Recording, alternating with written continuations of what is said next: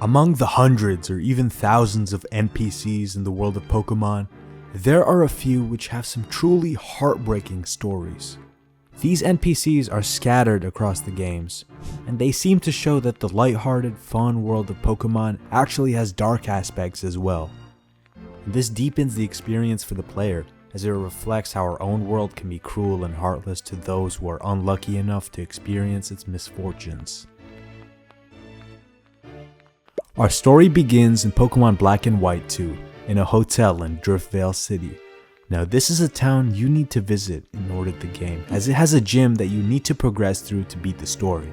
But let's say you take some time off to explore one of the many hotels in the city, and you stumble into this building right here.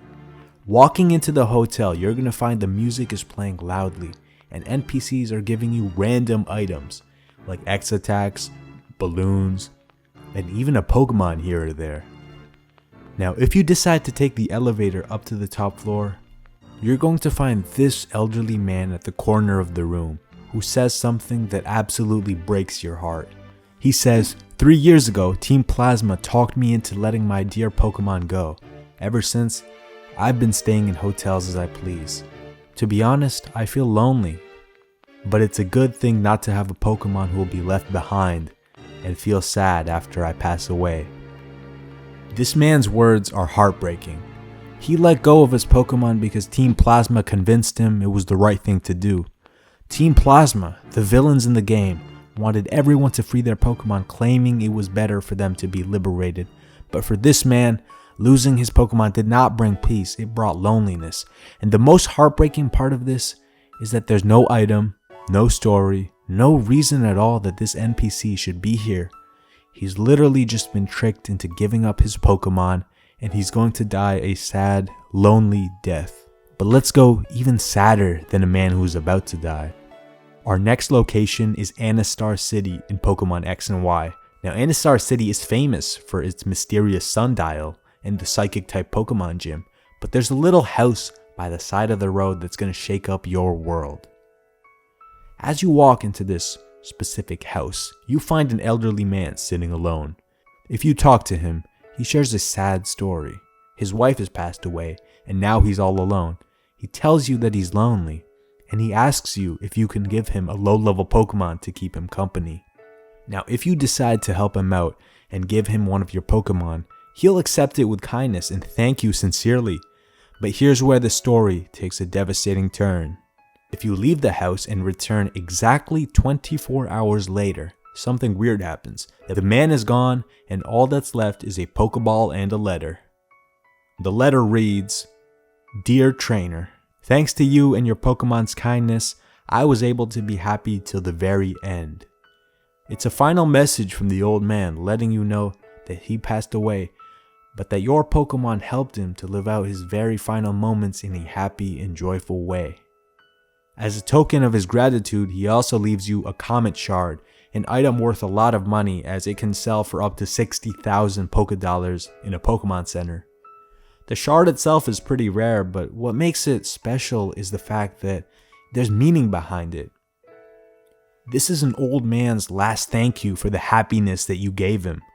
Not to mention that a comet is an object known to streak across the sky for a short moment before it burns up, which symbolizes how you gave the old man a moment of kindness at the end of his life before he died. Now, I would argue this NPC interaction goes beyond the realm of sadness into sort of a dark place.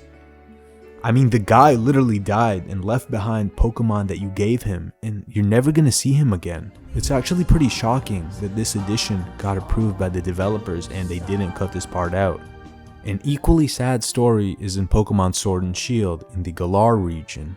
In these games, once you get to the city of Hammerlocke, you can walk around the area until you meet a young girl named Paula.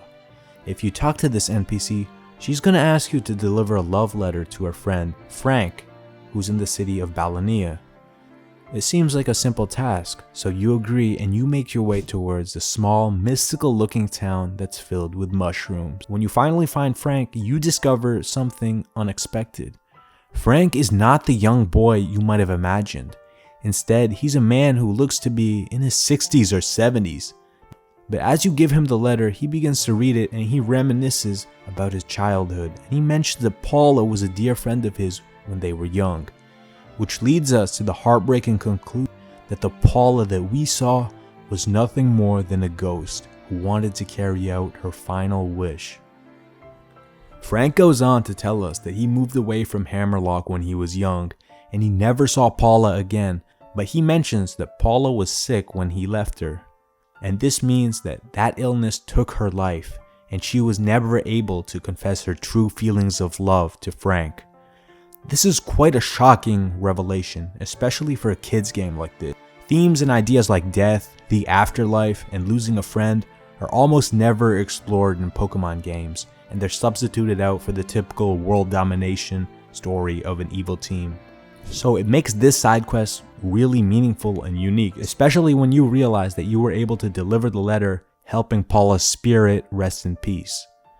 Now this NPC interaction doesn't end here. If by some spark of curiosity you go back to Hammerlocke and you go to the spot where you talk to Paula, she's not going to be there. The spot's going to be completely empty.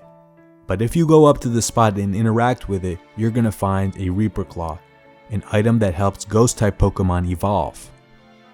The Reaper Cloth is often connected with spirits in an afterlife, and it symbolizes the transition from one state to another, just like Paula, who has now moved on to the afterlife, leaving behind only this cloth as a reminder of her love for Frank.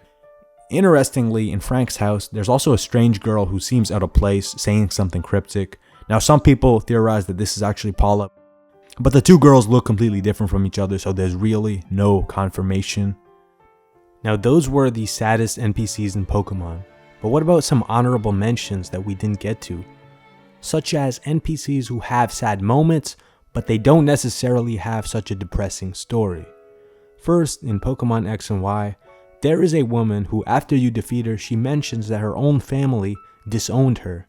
It's a pretty minor incident, but I think it goes to show that the world of Pokemon is very much like our world and doesn't shy away from tragedy at all. Another moment I wanted to share is this cutscene in Pokemon Sun and Moon, where you get the TM Fling, and you see a woman with her Machamp mourning the loss of her husband. The story she tells is that the man died in a car crash, but right before he crashed, he put the Machamp back in its Pokeball and saved its life. After this, she gives you the TM Fling, which is meant as a memento to her husband. It's quite a touching moment for getting a minor TM like that, and it goes to show the thought the writers put into each small detail of Pokemon. But nonetheless, it serves as a reminder that the world of Pokemon isn't always as nice and happy as they paint it out to be. And all of these have been shown through the NPCs we looked at today. Thank you, and if you enjoyed the video, please subscribe and like.